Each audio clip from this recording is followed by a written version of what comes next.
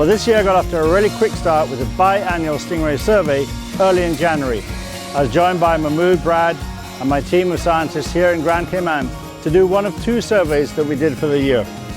As usual, with help from our trusty volunteers and the Department of Environment, it proves that our long-term surveys on the population at the sandbar is really working. We're getting a much broader picture of what the population is doing year by year. So we've gone into year 4 of the Caribbean Mako shark study in Isla, Mujeres, Mexico. And this year, of course, we had fantastic weather. It looked a bit like this, but there were no sharks. They just didn't show up. Whether we were early or late, we didn't know, but we only caught and tagged one. The animals from the previous year's tagging are still out there, but a few of them have been caught and killed, much to our surprise and, of course, disappointment. In fact, in the last 4 years, we've had 12 Mako sharks caught and killed by commercial fishermen in the northwestern Atlantic. Just shows how much pressure there is on this species. Why are people not releasing Makos? Because they're good to eat. Simple as that. So the value of this long-term study is going to show not only their migratory patterns throughout the Gulf of Mexico and into the Atlantic Ocean, but also what kind of long-term fishing pressure they're being subjected to by commercial fishing operations. Also in 2015, we started the Great Shark Race with not only Mako sharks, but also the Oceanic Whitetips. But coming up in 2016, there's going to be some new added features to our research efforts, both in Mexico and in the Western Atlantic Ocean. This year, for the 2015 Grand Cayman Oceanic Whitetip shark tagging expeditions, we got a great team of boats together to participate in the catching and the tagging of the sharks. Unfortunately, again, the shark count was low. Although people were catching marlin and dolphin and so on, the encounters with Oceanic Whitetips was much reduced compared to 2014. So we suffered from that perspective, but we got a few tags out. The second phase of the Oceanic Whitetip shark tagging program was undertaken during the Kirk Slam, an annual dolphin tournament that focuses on dolphin fish, or dorados if you like. And of course we expect more whitetips to be around that time of year, and people have a better chance of interacting with a whitetip because they're looking for dolphin, and dolphin associate much with flotsam, as do the Oceanic Whitetips. One of my favorite trips every year is the white marlin tagging expedition.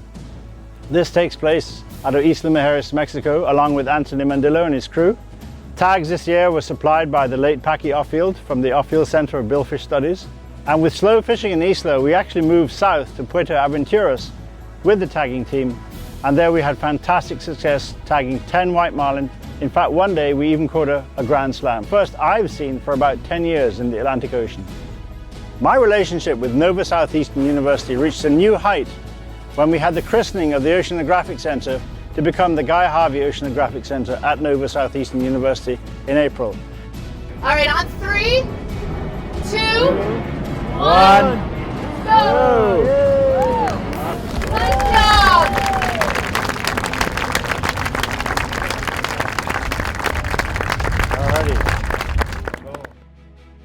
In early September, we put on a 3-day educational Shark Talk Cayman Blitz, whereby we showed all the current shark documentaries at the Regal Theatres in Cayman Bay, owned by DART, to thousands of school kids who came. And then on the Saturday, had it open to the public and a small fundraiser for the foundation to continue the tagging work. 2015 will be remembered as the year we reached a new level of content, research, and breakthroughs. In the spring, we featured a 7-part series on Discovery's Destination America network. Everything from my expeditions to Tropic Star Lodge to our groundbreaking research on shortfin Mako sharks and Oceanic Whitetip sharks. With the reach of Destination America, we brought the work of the Guy Harvey Ocean Foundation to a new audience. All of this content helped us to do something few have the opportunity to do, which is to create your own TV channel. The Guy Harvey channel is now live on the Norwegian Escape, stretching and growing our audience once again, and solidifying the connection between people and the sea. Soon, this channel will be available at the Guy Harvey outposts. This channel will help open a window to the underwater world and reach more and more concerned citizens who are ready to make a difference.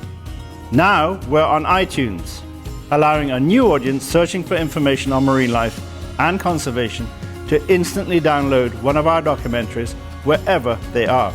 And yet, we have only just scratched the surface. There is so much more to do. We are eager and ready to continue the adventure, and we can all take part. Thank you for your continued support. You make all of this possible.